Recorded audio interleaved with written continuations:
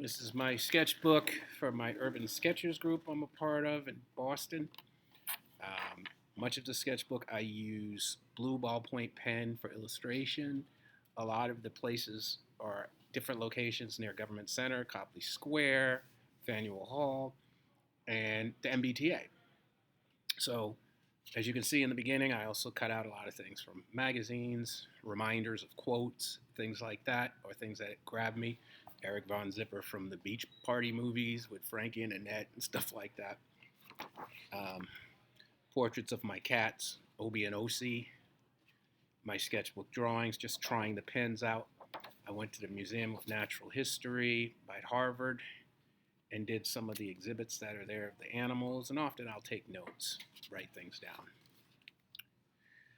I also draw, testing the pens out. I'll practice with Bugs Bunny and cartoons and just cross-hatching techniques or trying to make theoretical spheres. Dramatic lighting when it comes to the face. Sometimes I also do a detour and do pencils. Norman Rockwell here,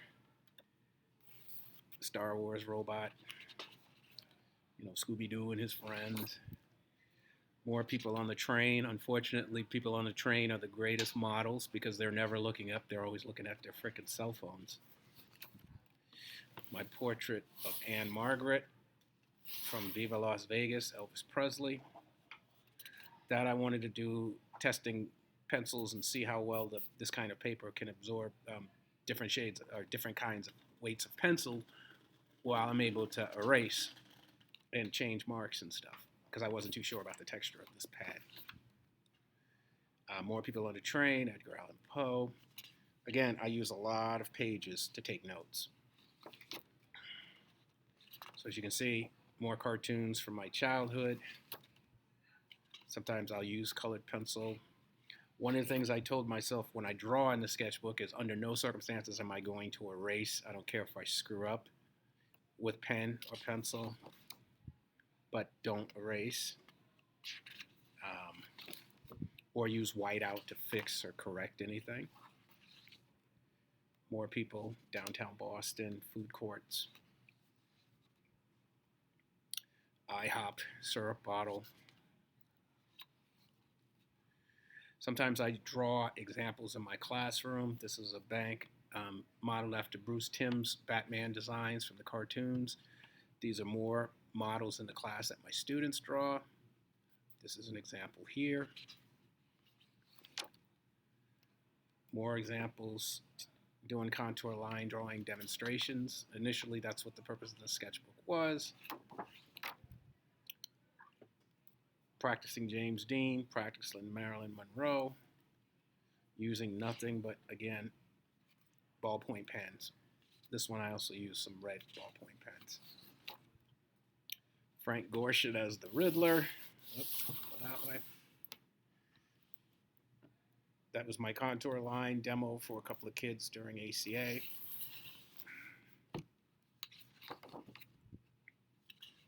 More images, people on the trains, but also some of the objects in the classroom.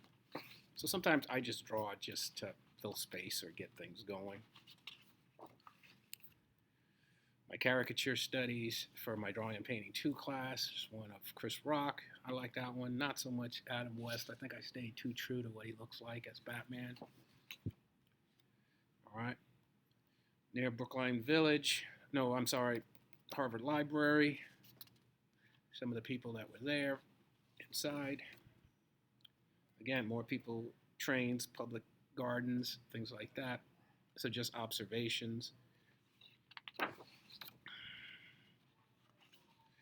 Urban Sketcher stamp we often put on our pages when we're finished, so there's more demos. People on the train. Me practicing, Prince Valiant or Conan the Barbarian, looking at Frank Frazzetta's work or Hal Foster's work. There's Brett and his mom. Brett's one of my friends from high school. We visited his mom a couple of times. Then I just started drawing more people on the train, some of them who were sleeping. This one is at Copley Library. The marble lions that are at the top of the stairs, I drew them, and then in the courtyard, the woman holding a child, I combined them, and then I happened to draw out the statue of Mark Twain, and then for some reason it just started to turn into its own composition, and then I drew someone drawing it, and then some of the people that were walking around watching me. More in the food courts, just people, hanging out. This is near Union Square. These are just more notes that I saved. Again, more notes, sketches, people I've seen around, some I've seen, just photos that I like the lighting. And I said, that actually looks interesting, or actual real people on the trains. So sometimes I just combine whenever I'm interested. More people, sketches, more people, South Station, people all there at the train station. I had some great conversations with random strangers who wanted to talk to me and look at my work, so that was nice. More examples, trying to draw the Spider-Man from when I was a kid, thinking about Alex Ross when I was drawing Batman, and his style of photorealistic drawing of people or superheroes. This is a deer statue that I have in my classroom. One of the antlers has been cracked. This is Dr. Doom. I was trying to think and draw like Kirby, see what I can get away with. Big John Byrne fan, always wanted to redraw his portrait of Wolverine stabbing one of the Hellfire Club members. It's Commander McBragg. Again, more random people I see on the trains. More folks. This is Back Bay Station.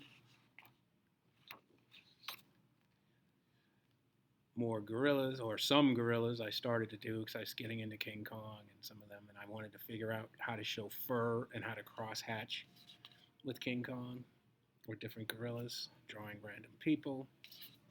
So what I love about the sketchbook is it's just great practice. Okay, this is Sid Haig, who playing Drago from Jason of Star Command. This one I actually added some gray Copic markers to, and even red ink there, because I wanted him to look really, really scary. So I enjoyed drawing this and reminiscing about the old live-action TV show from Saturday morning when I was a little boy.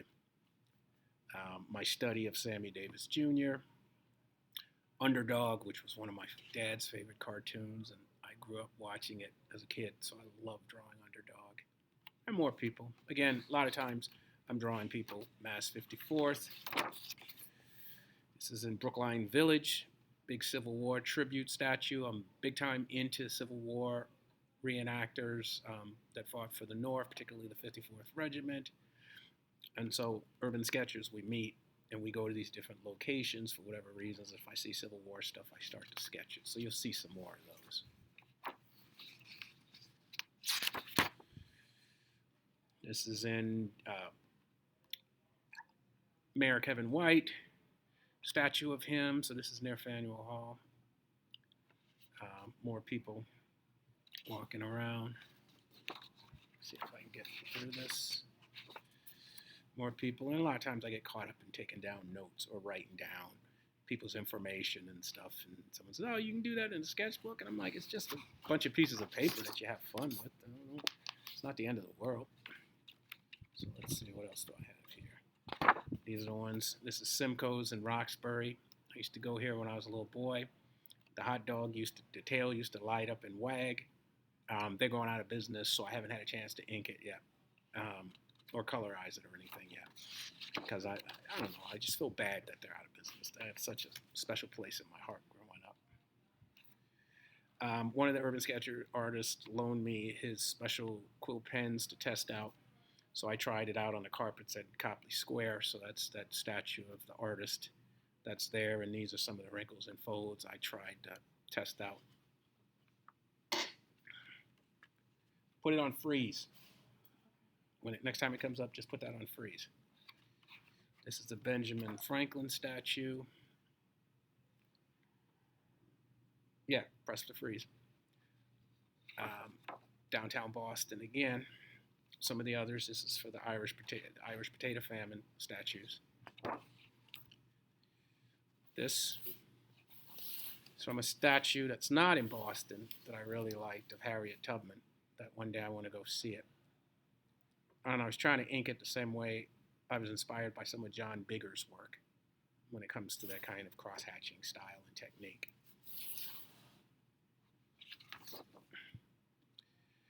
This is at Arlington Cemetery. Some of those tombstones and statues are just amazing. And everyone liked drawing the Sphinx one, so I decided to do the Sphinx one as well. But some of the other statues are so, emotional when you look at them. So I've done those. Here's another one of the 54th Regiment statue, the Shaw statue that's near the State House. I'm tempted to start charging people for watching me do it because I tend to draw crowds when I'm drawing the statue. So it's pretty funny because I end up getting into conversations and I almost feel like a tour guide. Here is the front of the Shaw statue of Shaw himself on a horse. So again, it took me maybe 2.5, 3 hours. Careful cross-hatching to get it done. There's my man Dolly. I'm saving this up for some more of his work, but I haven't gotten to it yet, but I'm going to do it in black pen. Here is the great Nicholas Hammond as Spider-Man from the 70s, back when they had little special effects or anything, but when you're a kid growing up back then, you take what you can get, and just, I loved it. Thought it was a great show. It's another attempt with a couple of other people here. This is down Harvard Square when there was these bands that were playing outside.